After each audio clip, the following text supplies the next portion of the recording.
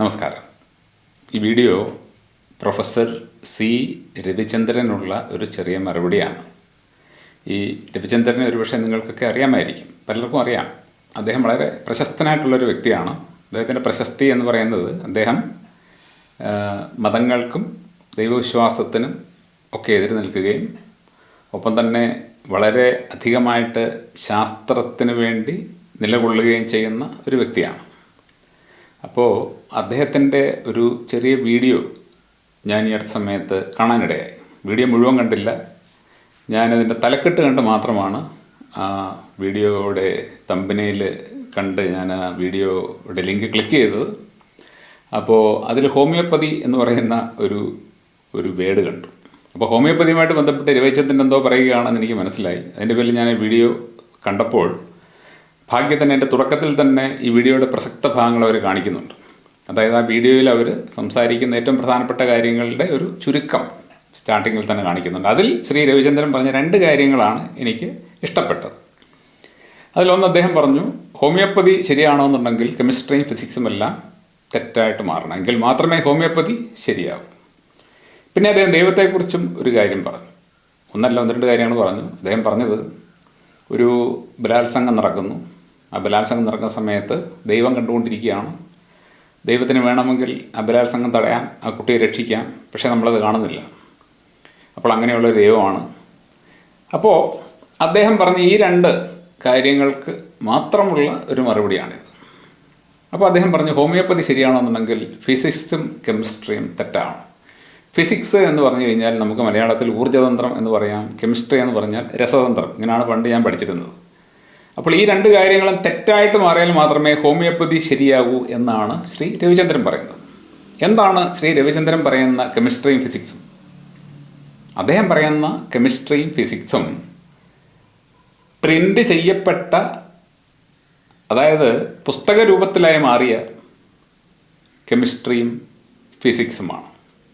അതായത് ഇന്ന് നിലവിലുള്ള ശാസ്ത്ര പുസ്തകങ്ങളിലുള്ള അതിനകത്ത് നിന്നും അദ്ദേഹം മനസ്സിലാക്കിയ രസതന്ത്രവും ഊർജ്ജതന്ത്രവുമാണ് രവിചന്ദ്രൻ പറയുന്ന ഫിസിക്സും കെമിസ്ട്രിയും. അപ്പോൾ അദ്ദേഹം വായിച്ച പുസ്തകങ്ങളിൽ ഇല്ലാത്ത എന്തെങ്കിലും ഈ ലോകത്ത് നിലനിൽക്കുന്നുണ്ടെങ്കിൽ അത് ആ പുസ്തകങ്ങളില്ലാത്തത് കൊണ്ട് തന്നെ അത് തെറ്റാണ്. നിങ്ങൾക്ക് മനസ്സിലായിട്ടുണ്ടെന്ന് വിശ്വസിക്കുന്നു. അതായത് നമ്മളിന്ന് ജീവിക്കുന്ന ഈ ലോകം വിദ്യാഭ്യാസം ലഭിച്ച വിഡ്ഢികളുടെ ഒരു ലോകമാണ്. പക്ഷെ വിദ്യാഭ്യാസം ലഭിച്ച വിഡ്ഢികൾ തിരിച്ചറിയാത്തൊരു വസ്തുത, വിദ്യാഭ്യാസം എന്ന് പറഞ്ഞു കഴിഞ്ഞാൽ നമ്മൾ വായിക്കുന്ന പുസ്തകങ്ങളിൽ നിന്ന് കിട്ടുന്ന അറിവല്ല, മറിച്ച് ആ പുസ്തകങ്ങളിൽ വന്നിരിക്കുന്ന വിവരങ്ങൾ എവിടെ നിന്ന് വന്നു എന്നും അങ്ങനെ വന്നിരിക്കുന്ന ആ വിവരങ്ങൾ ശരിക്കും അങ്ങനെ തന്നെ ആണോ എന്നും മനസ്സിലാക്കാനുള്ള നമ്മുടെ കഴിവാണ്. അതാണ് വിദ്യ അഭ്യസിക്കുക എന്ന് പറഞ്ഞു കഴിഞ്ഞാൽ. നേരെ മറിച്ചൊരു പുസ്തകത്തിൽ എഴുതിയിരിക്കുന്ന കാര്യം നമ്മൾ കാണാതെ പഠിച്ചാൽ അത് നമ്മൾ അറിവായിട്ട് എടുത്തിട്ട് അതനുസരിച്ച് നമ്മൾ പെരുമാറാൻ തുടങ്ങിക്കഴിഞ്ഞാൽ നമ്മൾ വെറും ഒരു പുസ്തകപ്പുഴു മാത്രമാണ്. ഈ രവിചന്ദ്രൻ ഉൾപ്പെടെയുള്ള ശാസ്ത്രവാദികളെന്ന് സ്വയം അഭിമാനിക്കുന്ന വ്യക്തികളോട് ഞാൻ ചോദിക്കുകയാണ്, നിങ്ങൾ പഠിച്ചിരിക്കുന്ന കെമിസ്ട്രിയും ഫിസിക്സും നിങ്ങൾ നേരിട്ട് എക്സ്പെരിമെൻ്റ് ചെയ്ത് മനസ്സിലാക്കിയ കെമിസ്ട്രിയും ഫിസിക്സുമാണോ? ആരെങ്കിലും എഴുതി വച്ചിരിക്കുന്നു, ഏതോ ഒരു സ്ഥലത്ത് ഏതോ ചില ശാസ്ത്രജ്ഞർ അത് ശരിയാണെന്ന് പറയുന്നു, പാഠപുസ്തകങ്ങളുടെ ഭാഗമായിട്ട് അത് മാറിയിരിക്കുന്നു, അമേരിക്കൻ സർക്കാർ അംഗീകരിച്ചു, ഇന്ത്യൻ സർക്കാർ അംഗീകരിച്ചു, ലോകത്തുള്ള എല്ലാ സർക്കാരുകളും അംഗീകരിച്ചു എന്നതിനപ്പുറം നിങ്ങൾ വ്യക്തിപരമായിട്ട് അതങ്ങനെയൊക്കെ തന്നെയാണ് സംഭവിക്കുന്നത് എന്ന് പഠിച്ചിട്ടുണ്ടോ? ഞാൻ 7ാം ക്ലാസ്സിൽ പഠിക്കുന്ന സമയത്താണ് എന്നെൻ്റെ ഓർമ്മ. അതായത് ഞാൻ 7ൽ പഠിക്കുമ്പോൾ ഞാൻ രസതന്ത്രം പഠിക്കുന്ന ക്ലാസ്സിലാണ്. അതും എൻ്റെ ഓർമ്മയാണ്, എനിക്ക് അറിഞ്ഞുകൂടാ രസതന്ത്രമായിരുന്നു അല്ലെങ്കിൽ വെറും സയൻസ് ആയിരുന്നു. അപ്പോൾ അവിടെ നമ്മുടെ സാറ് വന്നിട്ട് പറഞ്ഞു, വെള്ളം എങ്ങനെയാണ് ഉണ്ടാകുന്നത് നിങ്ങൾക്കറിയാം? അറിഞ്ഞുകൂടാ, നമുക്കറിഞ്ഞുകൂടായല്ലോ. വെള്ളം എങ്ങനെയാണ് ഉണ്ടാകുന്നത് അറിഞ്ഞുകൂടാ. അദ്ദേഹം പറഞ്ഞു 2 ഹൈഡ്രജൻ ആറ്റവും 1 ഓക്സിജൻ ആറ്റവും ചേരുമ്പോഴാണ് വെള്ളം ഉണ്ടാകുന്നത്. H2O, 2 hydrogen atom 1 oxygen atom, ഇത് രണ്ടും കൂടെ ചേരുമ്പോൾ വെള്ളം ഉണ്ടാകും. അപ്പോൾ ഞാൻ സാറിനോട് അങ്ങോട്ട് ചോദിച്ചു, ഞാൻ മാത്രമേ ചോദിച്ചുള്ളൂ, വേറെ ആരും ചോദിച്ചില്ല. എൻ്റെ വിവരക്കേടാവാം. ഞാൻ ചോദിച്ചു, സാറേ ഈ 2 ഹൈഡ്രജൻ ആറ്റവും ഒരു ഓക്സിജൻ ആറ്റവും വെച്ച് സാറിന് വെള്ളം ഉണ്ടാക്കി കാണിക്കാൻ പറ്റുമോ? സാർ എന്നെ നോക്കിയിട്ട് പറഞ്ഞു, നീ അവിടെ ഇരി, അതൊക്കെ പിന്നെ പറഞ്ഞുതരാം എന്ന് പറഞ്ഞു കഴിഞ്ഞാൽ, ഇന്നേ വരെ ഈ പറയുന്ന ഇക്വേഷൻ വെച്ചിട്ട്, അതായത് 2 ഹൈഡ്രജൻ ആറ്റവും ഒരു ഓക്സിജൻ ആറ്റവും വെച്ചിട്ട് വെള്ളം ഉണ്ടാക്കി കാണിക്കാൻ ആ ഇക്വേഷൻ കണ്ടുപിടിച്ച ഒരു സയൻറ്റിസ്റ്റിനും സാധിച്ചിട്ടില്ല, സാധിക്കുകയുമില്ല. കാരണം വെള്ളം അതല്ല. വെള്ളം എന്ന് പറയുന്നത് ഒരിക്കലും 2 ഹൈഡ്രജൻ ആറ്റവും ഒരു ഓക്സിജൻ ആറ്റവും അല്ല. അപ്പോൾ അതങ്ങനെയാണ് എന്ന് പറയുന്നത് ഞങ്ങളെല്ലാം പഠിച്ചു, ഞങ്ങൾക്കെല്ലാം അറിയാം എന്നുള്ള ഒരു വിഡ്ഢിത്തം മാത്രമാണ്. അപ്പോൾ ഇതങ്ങനെ തന്നെയാണെങ്കിൽ അങ്ങനെ തന്നെയാണ് എന്ന് ചെയ്ത് കാണിക്കണം. അപ്പോൾ അവർ പറയുന്ന ഒരു ന്യായം, ശാസ്ത്രം ഓരോന്നും പഠിച്ചുകൊണ്ടിരിക്കുകയാണ്, പഠനത്തിൻ്റെ വഴിയിലാണ്. ആ പഠനത്തിൻ്റെ വഴിയിൽ പോകുമ്പോൾ തിരുത്തലുകളുണ്ടാവും. തിരുത്തിയാണ് ഞങ്ങൾ മുന്നേറുന്നത്. തിരുത്തി മുന്നേറൽ എന്ന് പറയുന്നതിന് മുന്നേറലില്ല. തിരുത്തേണ്ടി വരുന്നത് തെറ്റുമ്പോൾ മാത്രമാണ്. അപ്പോൾ ഒരു സംഭവം നമ്മൾ പഠിക്കാൻ തുടങ്ങുമ്പോൾ ആ പഠിച്ച സംഭവം ശരിയാണ് എന്ന് ബോധ്യപ്പെടുന്നതിന് മുമ്പ് അത് ശരിയാണെന്ന് പറഞ്ഞ് പുറത്തു വിടുന്നത് എന്തിനാണ്? അങ്ങനെ പുറത്തു വിടുന്നതുകൊണ്ടല്ലേ പിന്നെ തിരുത്തേണ്ടി വരുന്നത്. നേരെ മറിച്ച് ഞങ്ങൾ പഠിച്ചുകൊണ്ടേ ഇരിക്കുകയാണ്, പഠിച്ച് ഞങ്ങളങ്ങ് അവസാനം എത്തുമ്പോൾ കൃത്യമായിട്ടുള്ള റിപ്പോർട്ട് പുറത്തു വിടാമെന്ന് പറഞ്ഞാൽ ഇവിടെ ആരും ഒന്നും പറയുന്നില്ല. ഇത് ഇടയ്ക്കിടയ്ക്ക് വെച്ചിട്ട് ഓരോന്നോരോന്ന് പറയുന്നു, തിരുത്തുന്നു, പിന്നെ മുന്നേറുന്നു, പിന്നെയും തിരുത്തുന്നു. അപ്പോൾ അതിൻ്റെ അർത്ഥം എന്താണ്? ഇത് ബോധപൂർവമായിട്ട് ശാസ്ത്രത്തിൻ്റെ പേരിൽ രവിചന്ദ്രനെ പോലെയുള്ള ആൾക്കാരെ വിഡ്ഢികളാക്കാൻ വേണ്ടി അതിനേക്കാൾ ബുദ്ധിയുള്ളവർ നടത്തുന്ന ശാസ്ത്രത്തിൻ്റെ പേരിലുള്ള ഒരു കസർത്ത് മാത്രമാണ്. അപ്പോൾ നമ്മൾ ഹോമിയോപ്പതിയിലോട്ട് വന്നു കഴിഞ്ഞാൽ രവിചന്ദ്രൻ പറയുന്നത് അദ്ദേഹം പുസ്തകത്തിൽ നിന്നും പഠിച്ചിട്ടുള്ള, നിങ്ങൾ മനസ്സിലാക്കണം, നേരിട്ട് അനുഭവത്തിൽ നിന്നല്ല, പുസ്തകത്തിൽ നിന്നും പഠിച്ചിട്ടുള്ള കെമിസ്ട്രിയും ഫിസിക്സും തെറ്റിക്കഴിഞ്ഞെങ്കിൽ മാത്രമേ ഹോമിയോപ്പതി ശരിയാവുകയുള്ളൂ. അദ്ദേഹത്തിന് അത് ചിന്തിക്കാൻ തന്നെ പറ്റുന്നില്ല. കാരണം ഞാൻ പഠിച്ച പുസ്തകത്തിൽ ഇതില്ല. പുസ്തകത്തിലില്ലാത്തത് എങ്ങനെയാണ് റിയാലിറ്റിയിൽ വരിക? ഭൂമി എങ്ങനെയാണ് ഉണ്ടായതെന്ന് ഒരു പുസ്തകം, അതായത് ഭൂമി ഉണ്ടായി, മനുഷ്യനുണ്ടായി, വർഷങ്ങൾ കഴിഞ്ഞ് നമ്മൾ ഭാഷയൊക്കെ പഠിച്ച് ആ ഭാഷ അക്ഷരരൂപത്തിലാക്കി മാറ്റി അത് പ്രിൻ്റ് ചെയ്യാനുള്ള സാങ്കേതികവിദ്യ കണ്ടുപിടിച്ച് അത് പുസ്തകത്തിലാക്കി മാറ്റിക്കഴിഞ്ഞെങ്കിൽ മാത്രമേ, ആ പുസ്തകത്തിൽ എഴുതി വന്നെങ്കിൽ മാത്രമേ നമ്മൾ നിലനിൽക്കുന്ന, അതിനും മില്യൺസ് ഓഫ് ഇയേഴ്സ് മുമ്പുണ്ടായിട്ടുള്ള ഭൂമി ഉണ്ടാവുക എന്നാണ് രവിചന്ദ്രൻ്റെ വിശ്വാസം. കാരണം അദ്ദേഹം വായിക്കുന്ന പുസ്തകത്തിൽ ഭൂമി ഉണ്ടായ എങ്ങനെയാണെന്ന് എഴുതിയിട്ടില്ല. അപ്പോൾ ഭൂമി ഉണ്ടാകാനേ പാടില്ല. ഭൂമി ഉണ്ടായിട്ടുണ്ട്, ഭൂമി നിലനിൽക്കുന്നുണ്ടെങ്കിൽ പോലും അത് ഉണ്ടാകാൻ പാടില്ല, കാരണം പുസ്തകത്തിലില്ല. അതുപോലെ തന്നെയാണ് അദ്ദേഹം ഹോമിയോപ്പതിയെക്കുറിച്ച് പറയുന്നത്. ഹോമിയോപ്പതി എന്നല്ല, ഈ ലോകത്ത് നിലനിൽക്കുന്ന ഏതൊരു കാര്യവും നമ്മൾ മനസ്സിലാക്കുന്നത് അനുഭവത്തിലൂടെയാണ്, എക്സ്പീരിയൻസിൽ കൂടിയാണ്. ഇപ്പോൾ 2 പേര് കല്യാണം കഴിക്കുകയാണ്. ഒരു പെണ്ണും ഒരു ചെറുക്കനും കൂടെ കല്യാണം കഴിക്കും. പെണ്ണിനോട് പറയുകയാണ്, ചെറുക്കൻ വളരെ നല്ലവനാണ്, ഇവനെപ്പോലെ നല്ലൊരുത്തനില്ല, അങ്ങനെയാണ് ഇങ്ങനെയാണ് മാടയാണ് ഓടയാണ്. അതുപോലെ തന്നെ ചെറുക്കനോടും പറയുന്നു, ഇതുപോലെ ഒരു പെണ്ണിനെ നിനക്ക് ജീവിതത്തിൽ കിട്ടത്തില്ല, അവൾ അങ്ങനെയാണ് ഇങ്ങനെയാണ്. അപ്പോൾ നാട്ടിൽ വിശ്വസിക്കാൻ കൊള്ളാവുന്ന ആൾക്കാരാണ് വന്നത് പറയുന്നത്. അപ്പോൾ അവർ പറയുന്നത് ഒരിക്കലും നമുക്ക് തിരസ്കരിക്കാൻ പറ്റത്തില്ല, കാര്യം അവർ വലിയ വലിയ ആൾക്കാരാണ്. അങ്ങനെ വലിയ വലിയ ആൾക്കാരെല്ലാം പറയുന്ന വിശ്വസനീയമായിട്ടുള്ള സ്റ്റേറ്റ്മെൻറ്റ് 2 പേരുടെ കല്യാണം കഴിക്കുകയാണ്. കല്യാണം കഴിച്ച് ആദ്യ രാത്രി കഴിഞ്ഞ് പിറ്റേ ദിവസം ആകുമ്പോഴാണ് ചെറുക്കൻ പെണ്ണിനെക്കുറിച്ചും പെണ്ണ് ചെറുക്കനെക്കുറിച്ചും കുറേയൊക്കെ മനസ്സിലാക്കുന്നത്. പിന്നീട് ഒരാഴ്ച കഴിയുമ്പോഴാണ് ഇവരുടെ തനി നിറം പുറത്തു വരുന്നത്. വീണ്ടും ഒരു 2 ആഴ്ച കഴിയുമ്പോൾ അവർക്ക് ശരിക്കും ഏറെക്കുറെ അങ്ങോട്ടും ഇങ്ങോട്ടും മനസ്സിലാകും. അപ്പോൾ ഇവരാലോചിക്കും, ഞാൻ പഠിച്ചത് ഇതല്ലല്ലോ, അല്ലെ എന്നോട് പറഞ്ഞ് ഇതല്ലല്ലോ. അപ്പോൾ എക്സ്പീരിയൻസും കേട്ടറിവും വായിച്ചറിവും ടോട്ടലി ഡിഫറൻ്റാണ്.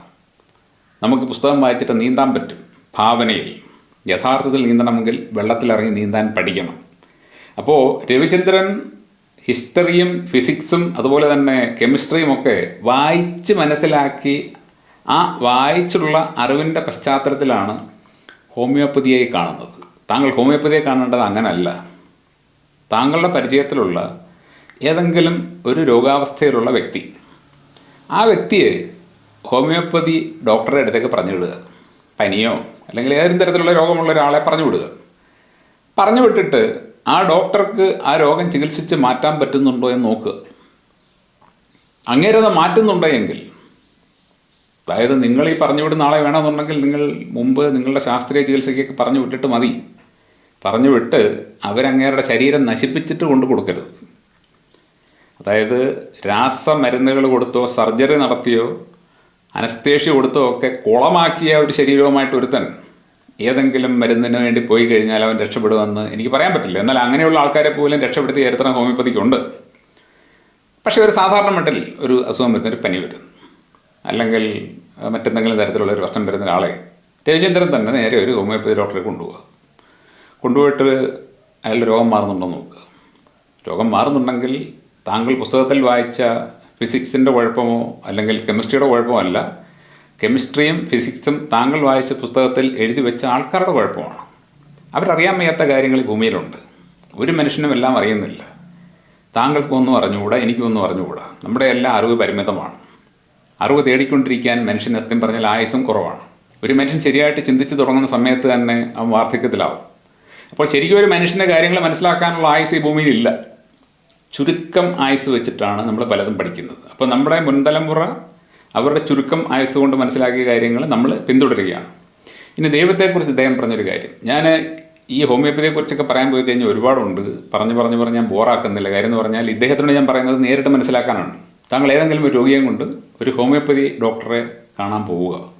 ഇനി താങ്കൾക്ക് ഹോമിയോപ്പതി ഡോക്ടർമാരെ അറിയില്ല എന്നുണ്ടെങ്കിൽ എന്നോട് ചോദിച്ചാൽ മതി, ഈ വീഡിയോയുടെ താഴെ കമൻറ്റ് ഇട്ടാൽ മതി, ഞാൻ നമ്പർ തരാം. അവരെ പോയി കാണുക. അവരുടെ രോഗം ഈ ഹോമിയോപ്പതി ഡോക്ടർക്ക് മാറ്റാൻ പറ്റിയില്ല എന്നുണ്ടെങ്കിൽ താങ്കൾ മറ്റെവിടെയെങ്കിലും കൊണ്ടുപോയിട്ട് ആ രോഗം മാറുന്നുണ്ടോ എന്ന് നോക്കുക. അപ്പോൾ അങ്ങനെയാണ് നമ്മളൊരു കാര്യങ്ങൾ പഠിക്കേണ്ടത്. അപ്പോൾ താങ്കൾ നേരിട്ട് അതിനെക്കുറിച്ച് അറിയുക. അതിന് താങ്കൾ പറ്റും, ഈസിയായിട്ട് പറ്റുന്ന കാര്യമാണ്. നമ്മൾ ദൈവത്തെക്കുറിച്ചൊന്നല്ല പറയാം. താങ്കൾക്ക് ദൈവത്തെക്കുറിച്ച് പറയുമ്പോൾ ദൈവത്തിനെ കാണാൻ പറ്റുന്നില്ല, അത് മണ്ടത്തരമാണെന്നൊക്കെ പറയുന്നുണ്ട്, അതോടെ കിടന്നോട്ടെ. പക്ഷേ ഇത് താങ്കൾക്ക് ഈസിയായിട്ട് അറിയാൻ പറ്റുന്ന കാര്യമാണ്. ഒരു ഹോമിയോപ്പതി ഡോക്ടറെ ഒരു രോഗിയുമായിട്ട് ബന്ധപ്പെടുക, അയാളുടെ രോഗം മാറുന്നുണ്ടോ നോക്കുക. മാറുന്നുണ്ടെങ്കിൽ കെമിസ്ട്രിക്കും ഫിസിക്സിനും തെറ്റുപറ്റിയെന്ന് മനസ്സിലാക്കുക. ഹോമിയോപ്പതിക്ക് തെറ്റുപറ്റിയിട്ടില്ല. ഇനി അടുത്തത് ദൈവം. താങ്കൾ പറഞ്ഞത് ഒരു പെൺകുട്ടിയെ ഒരാൾ ബലാത്സംഗം ചെയ്യുന്നു, എല്ലാം ദൈവം കാണുന്നുണ്ട് എന്നാണ് പറയുന്നത്. ആ ദൈവത്തിന് ആ സംഭവം തടഞ്ഞുകൂടെ? ആ പെൺകുട്ടിയെ രക്ഷപ്പെടുത്തിക്കൂടെ? വളരെ ബ്രില്യൻ്റ് ആയിട്ടുള്ള ചോദ്യമാണെന്ന് താങ്കൾക്ക് തോന്നും. പക്ഷേ അബ്സല്യൂട്ട്ലി മണ്ടത്തരം പിടിച്ച ചോദ്യമാണ്. കാരണം മനുഷ്യനെയും മറ്റ് ജീവജാലങ്ങളെയും ദൈവം സൃഷ്ടിച്ചിരിക്കുന്നത് വളരെ വ്യത്യസ്തമായിട്ടാണ്. മനുഷ്യന് അപരിമിതങ്ങളായിട്ടുള്ള കഴിവുകൾ കൊടുത്തിട്ടുണ്ട്. മനുഷ്യൻ്റെ കഴിവ് മറ്റൊരു ജീവിക്കുമില്ല. പൂച്ചയ്ക്കോ പട്ടിക്കോ കുരങ്ങനോ മനുഷ്യനുമായിട്ട് ഏറ്റവും ക്ലോസ് ആയിട്ട് നിൽക്കുന്ന ചിമ്പാൻസിക്കോ പോലും ഇല്ല. മനുഷ്യന് മാത്രമേ ഉള്ളൂ അപരിമിതമായിട്ടുള്ള ചിന്താശേഷി. അതുകൊണ്ടാണ് മനുഷ്യൻ ഇന്ന് ഈ ഭൂമി ഭരിച്ചുകൊണ്ടിരിക്കുന്നത്. ഞാനിപ്പോൾ ഒരു ക്രിസ്ത്യാനി ആയതുകൊണ്ട് മാത്രം പറയുകയാണ്, അല്ലെങ്കിൽ ഞാൻ ബൈബിള് കോട്ട് ചെയ്തില്ലായിരുന്നു.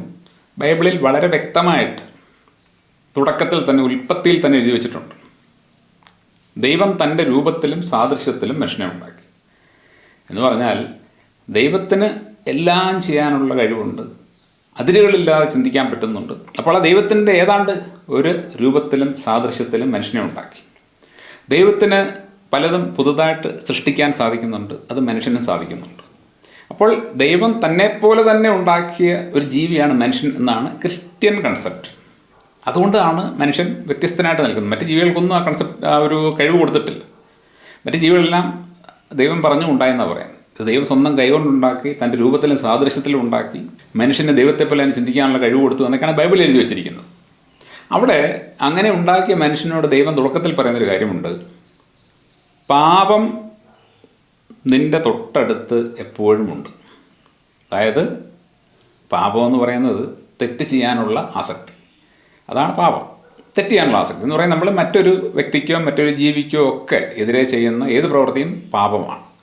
അപ്പോൾ അത് നിന്നെ ഇങ്ങനെ തേടിക്കൊണ്ടിരിക്കുകയാണ്. പക്ഷെ നീ അതിനെ കീഴടക്കണം. അപ്പോൾ താങ്കൾ പറയാം, എന്തിനാണ് ഇത്തരം പാടുപെടുന്നത്? പാപം ചെയ്യാത്ത മനുഷ്യനെ ഉണ്ടാക്കിയ പോരായിരുന്നു. ഡെഫിനറ്റായിട്ടും അങ്ങനെ ഉണ്ടാക്കാൻ ദൈവത്തിന് പറ്റും എന്നതിൻ്റെ തെളിവാണ് നമ്മൾ കാണുന്ന മറ്റ് ജീവികൾ.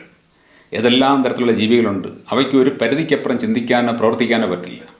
പക്ഷേ മനുഷ്യന് പരിധികളില്ലാതെ ചിന്തിക്കാനും പ്രവർത്തിക്കാനുമുള്ള കഴിവ് കൊടുത്തിരിക്കുന്നത് അവൻ്റെ ജീവിതത്തിൻ്റെ സൗന്ദര്യം വർദ്ധിപ്പിക്കാനാണ്.